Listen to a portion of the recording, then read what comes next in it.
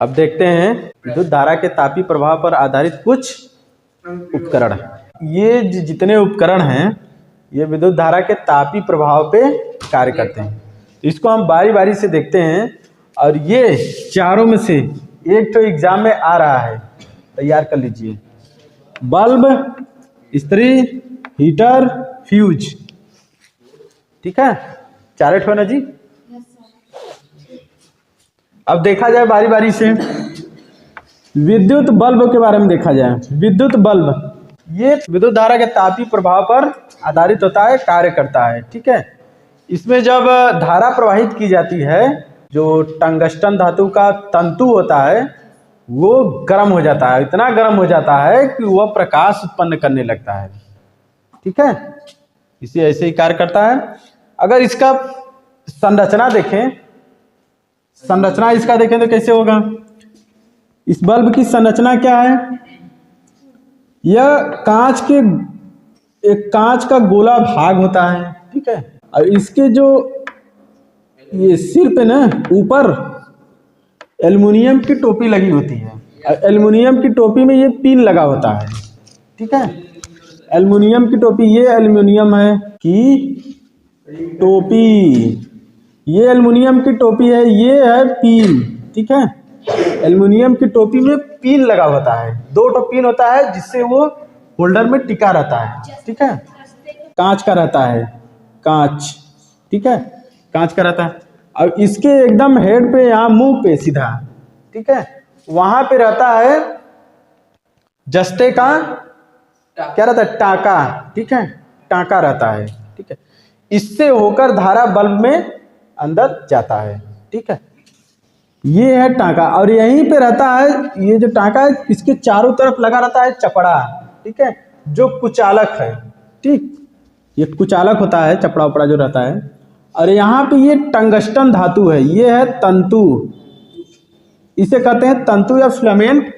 ये टंगस्टन धातु का होता है। ठीक है, और ये देखो दो तो तांबे का तार रहता है जो सीधे टंगस्टन धातु को होल्ड किए रहता है, और ये थोड़ा सा हार्ड भी रहता है अंदर, उसे होल्ड किए रहता है। ये स्प्रिंग के आकार का, जो टंगस्टन है स्प्रिंग के आकार का रहता है। ठीक, ताकि लंबाई अधिक हो, प्रतिरोध अधिक हो जाए। ठीक है, ये इसकी सभी क्या है, संरचना। बल्ब में इतनी संरचना होती है। बस देख देख के इसको बनाओ और देख के समझ के लिखो बस। ठीक है, ये सब याद करने वाला चीज नहीं है। याद करने के लिए जो था वो बताएं, इसको समझा जाता है। एक तो बल्ब लो, हम अभी प्रैक्टिकल सब करवाए थे, इसमें सभी का प्रैक्टिकल करवा दिए थे, सब दिखाए थे। प्रेस भी खोल खोल के पार्ट पार्ट करा दिए थे, इसको भी दिखाए थे, इसको भी दिखाए थे। ठीक है, अब इसमें कार्य क्या होता है, ये जो यहाँ पे जस्ते का जो टांका होता है, जब हम लोग होल्डर में ऐसे इसको लगाते हैं, ठीक, जब लगाते हैं तो इस टांके से विद्युत धारा जो है तांबे के तार से होते हुए टंगस्टन तक जाता है। और जब टंगस्टन तक जाता है तो टंगस्टन उच्च प्रतिरोध वाला धातु होता है। ठीक, इसमें जाने पर ये टंगस्टन का जो धातु है, टंगस्टन का जो धातु है ये बहुत ज़्यादा, इसमें प्रतिरोध होने के कारण ये हीट हो जाता है। इतना ज़्यादा हीट हो जाता है ना, इतना ज़्यादा हीट हो जाता है, इतना ज़्यादा गुस्सा आ जाता है कि ये प्रकाश उत्पन्न करने लगता है। बहुत ज़्यादा हीट होने के कारण यह प्रकाश उत्पन्न करने लगता है। ठीक है, यह जो टंगस्टन धातु है, यह अगर कांच का ऊपर ये गोला अगर न लगा रहे, कांच का, ठीक है, कांच का खोखला गोला अगर न रहे तो यह क्या होगा, ऑक्सीजन से, वायु में उपस्थित ऑक्सीजन से क्रिया करके ऑक्सीकृत हो जाएगा। ठीक है, ऑक्सीकृत हो जाता है और ये जो होता है टंगस्टन धातु खराब हो जाता है तुरंत। ठीक है, इसका परिपथ टूट जाता है, यही टूट जाएगा, खराब हो जाएगा।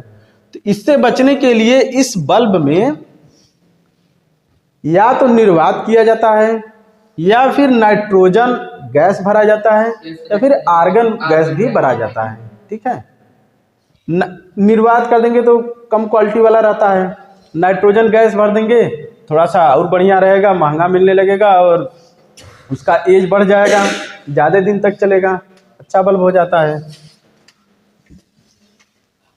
ठीक, ये ऐसे कार्य करता है। ये जो इसका ताप जो होता है ना 2100 डिग्री सेल्सियस 2100 डिग्री सेल्सियस से अधिक जाने पर इसमें ये ऑक्सीकृत होने लगता है। ये ऐसा नहीं है कि ये बन गया तो परमानेंट चलेगा, नहीं, इसका भी कुछ खामियां हैं, इसके भी, ये भी खराब हो जाता है, फिर भी खराब हो जाएगा जब ना कुछ एकदम सेफ्टी बनाए रहेंगे तब पर भी। ये धीरे धीरे धीरे धीरे कुछ समय पश्चात इसका टंगस्टन धातु जो है वो ऑक्सीकृत हो जाता है, खराब हो जाता है। ये ऑक्सीकृत, इसके चारों तरफ जो बल्ब नहीं है, इसके चारों तरफ देखो धुंधुला धुंधुला सा हो जाता है, बढ़िया प्रकाश नहीं देगा, हाँ, काला हो जाता है, धीरे धीरे धीरे धीरे यह खराब हो जाएगा। ठीक है, इसका एज ज़्यादा नहीं है।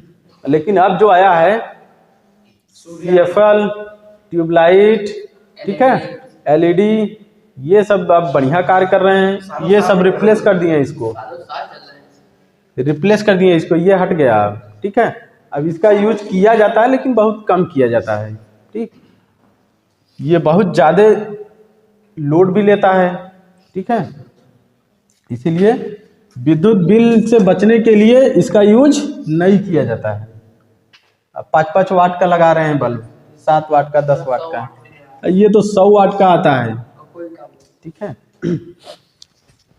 ये रहा विद्युत बल्ब, तैयार हो गया ना, लिखो बस, और क्या तामझाम करना है सब, ये नहीं याद है, वो नहीं याद है, हाई छूट गया तो हाई छूट गया। अच्छा, बाकी सब घर पे आना करके। देखो देखो, विद्युत इस्त्री जो है ये भी विद्युत धारा के तापी प्रभाव पर कार्य करता है। विद्युत इस्त्री नीचे आधार प्लेट होता है, ये आधार प्लेट है, ये आधार प्लेट है। इसके फिर इसके जस्ट यहाँ ऊपर एक अभ्रक का चादर होता है जिसपे नाइक्रोम का तार लपेटा हुआ होता है। ठीक है, नाइक्रोम का तार, नाइक्रोम का तार किससे बनता है? निकिल और क्रोमियम से। 80% निकिल होता है, 80% निकिल और 20% क्रोमियम, 20% क्रोमियम होता है। उसके ऊपर ऐसे ऐसे ऐसे ऐसे लपेट दिया जाता है, उसके ऊपर नाइक्रोम का तार लपेट देते हैं, फिर एक दूसरे अभ्रक के चादर के ऊपर रख देते हैं। ठीक है, ऐसे रख देते हैं उसको। ठीक, उसके ऊपर एस्बेस्टॉस का प्लेट रख देते हैं। ठीक है, उसके ऊपर ऐसे रख देते हैं। ठीक है, और इसको कस देते हैं नट से, हो गया।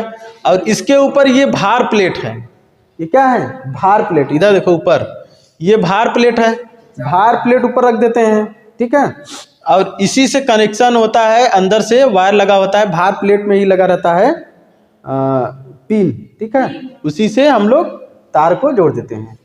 ठीक, और फिर उसके ऊपर लगा होता है लकड़ी का या एबोनाइट का, ठीक है, या फिर प्लास्टिक ही रहता है ये सब, या फिर बैकेलाइट का। बैकेलाइट का लगा होता है हत्था, सबसे ऊपर हत्था रहता है। ठीक है, उसी से पकड़ के प्रेस किया जाता है। ये इसकी संरचना है।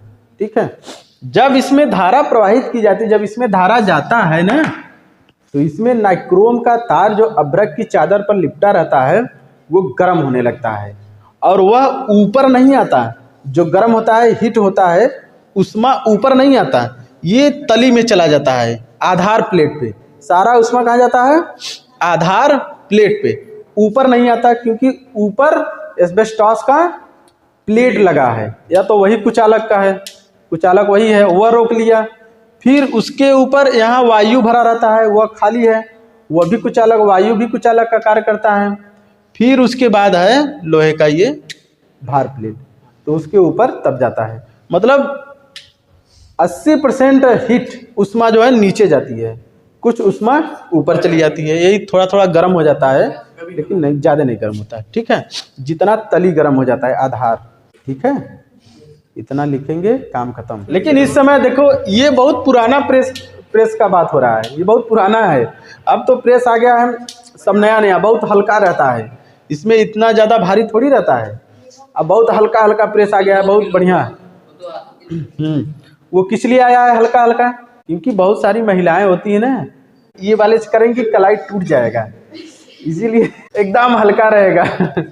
एकदम हल्का रहेगा, हल्के हाथ से अपना आराम से कर लेंगे। ठीक है, कलाई उलाई में मोच आ जाता है ना ऐसे करते करते।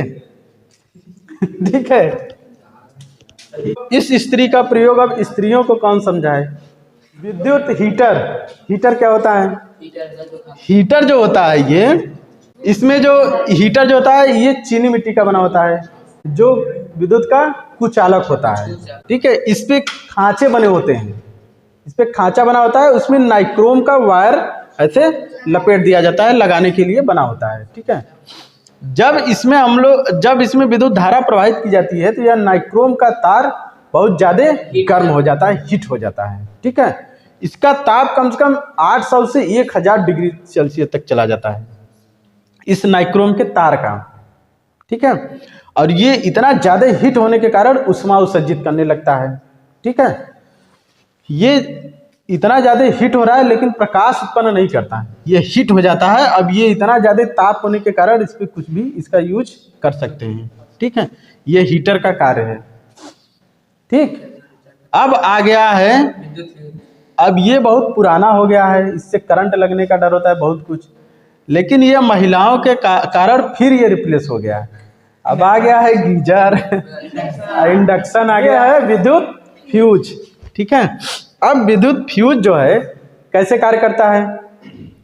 विद्युत फ्यूज परिपथ में शॉर्ट सर्किट को बचाता है। शॉर्ट सर्किट जो हो जाता है उससे उपकरण जो जलते हैं उसको जलने से यह बचाता है। ठीक है, बस यही काम होता है इसका, मेन काम उपकरण को जलने से बचाता है। बाकी यह बना कैसे होता है, चीनी मिट्टी का बना होता है, 2 होल्डर जैसा रहता है और इसी में इसे फंसा देते हैं। इसमें जो होता है ऊपर वाला होल्डर, इसमें लगा रहता है तार लगा होता है जिसे फ्यूज तार कहते हैं। ठीक है, इसे क्या कहते हैं, फ्यूज तार। ये बना किसके होता है, तांबा रहता है, टीन रहता है और शीशा रहता है। इसका जो फ्यूज तार होता है तांबा, टीन और शीशे। ठीक है, लेड।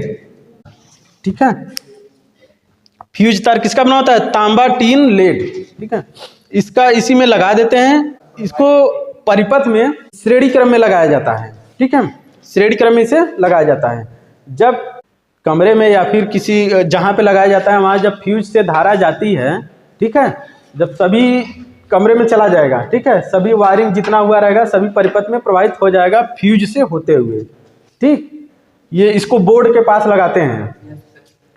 तो जब पूरे कमरे में आप कहीं पर भी कोई वायर अगर सट जाता है ना, कोई वायर मतलब आपस में चिपक जाते हैं, तो वो चिपकने के कारण उसमें शॉर्ट सर्किट हो जाता है, लघु पतन हो जाता है।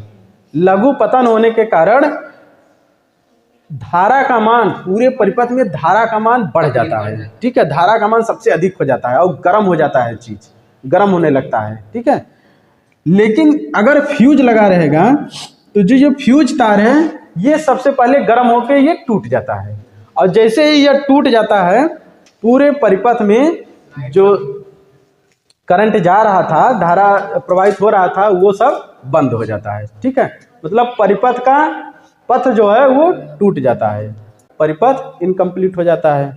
ठीक, परिपथ टूट जाता है, इसीलिए धारा प्रवाहित नहीं होता और जितने उपकरण लगे होते हैं घर में सब जलने से बच जाते हैं। ठीक है, जगह पे आ गया MCB। ठीक है, तो इससे तार बदलने की, ये तार और बदलना पड़ता है ना, इससे झंझट नहीं रहता है, वो अपना लगाए रहते हैं। ठीक है।